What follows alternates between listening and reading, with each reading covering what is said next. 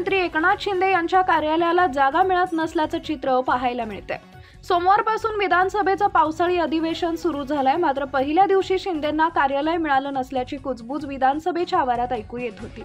उपमुख्यमंत्री शिंदे यांचं दालन तर विधान भवनात आहे, पण आतापर्यंत विधान भवनात असलेलं त्यांचं कार्यालय मात्र हद्दपार झालं आहे। विधिमंडळ अधिवेशनाच्या पहिल्याच दिवशी शिंदेंना दालन आहे पण कार्यालय नाही, अशी अवस्था झाल्याचं दिसून आलंय। उपमुख्यमंत्री शिंदे यांचं दालन विधान भवनाच्या तळमजल्यावर आहे। त्यांच्या बाजूला एक कक्ष आहे। हे कक्ष शिंदेचे प्रधान सचिव नवीन सोना वापरतात।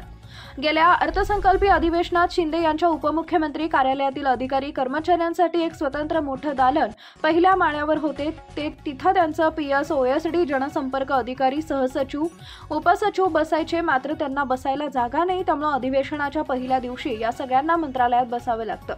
झेरॉक्स कॉपी काढायची ही सोय नाही। शिंदे यांचा स्टाफ पहिल्या माळ्यावरील विधिमंडळाच्या ज्या दालनात अर्थसंकल्पीय अधिवेशनात बसत होता ते दालन विधान परिषदेचे विरोधी पक्षनेते अंबादास दानवे यांना मुळात देण्यात आलेलं होतं। गेल्या अधिवेशनात तिथं शिंदेच्या स्टाफला तात्पुरती जागा देण्यात आली होती। ते मोठं दालन आता अंबादास दानवे यांनी घेतले आणि त्यांच्या कार्यालयाचे अधिकारी कर्मचारी त्या ठिकाणी सतत बसत आहेत। त्यामुळे उपमुख्यमंत्री शिंदे यांच्या कार्यालयीन कामकाजासाठी झेरॉक्स कॉपी काढायची ही सोय नाही, अशी अवस्था आहे।